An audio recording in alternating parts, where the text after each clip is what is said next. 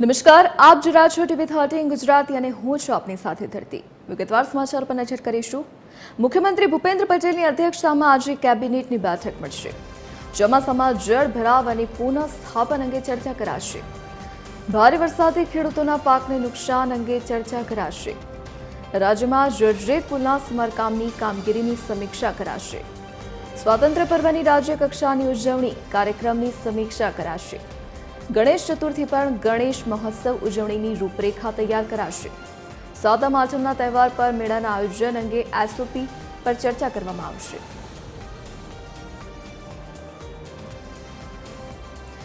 વધુ જાણકારી સાથે એસોસિએટ એડિટર સોનલ અનડકર ફોનલાઈન પર જોડાઈ ગયા છે. જી સોનલ, આજે કેબિનેટની બેઠક મળવાની છે, કયા મુદ્દા પર ચર્ચા થવાની સંભાવના? આજે કેબિનેટની બેઠક મળવા જઈ રહી છે, જેમાં ખાસ કરીને ચોમાસામાં નીચાણવાળા વિસ્તારોમાં જે જળભરાવ અને પુનઃસ્થાપનની કામગીરી છે વિવિધ વિભાગોની, તેના સંદર્ભે ચર્ચા કરવામાં આવશે. ઉપરાંત રાજ્યમાં જે જર્જરિત પુલોના સમારકામની કામગીરી વિવિધ જગ્યાઓ પર સોંપવામાં આવી છે સરકાર તરફથી, તેના સંદર્ભે એ કામગીરી કેટલા પ્રમાણમાં થઈ છે અને કેટલી બાકી છે, પુલોની સ્થિતિ કેવી છે, આ તમામ બાબત પર સમીક્ષા કરવામાં આવશે. આ ઉપરાંત 15મી ઓગસ્ટે સ્વાતંત્ર્ય પર્વની રાજ્યકક્ષાની ઉજવણી પોરબંદરમાં થઈ રહી છે. આ ઉપરાંત અન્ય જિલ્લાઓમાં પણ થઈ રહ્યા છે, જેમાં મંત્રીઓ ઉપસ્થિત રહેવાના છે.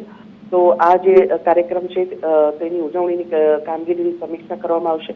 સાથે ભારે વરસાદથી ખેડૂતોના પાકને થયેલા નુકસાન અંગે પણ ચર્ચા કરાશે.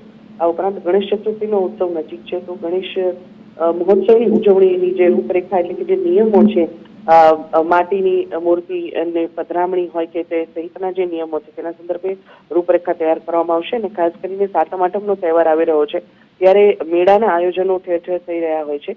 તો આ મેળાઓમાં ખાસ કરીને જે રાઇડ્સનું આયોજન છે, જે રાઇડ્સ મૂકવાની થાય છે, તેના સંદર્ભમાં જે કયા પ્રકારના નિયમો રાખવા, તે જે નિયમો છે તેના સંદર્ભે SOP સહિતની જે ચર્ચા છે તે કરવામાં આવી શકે છે.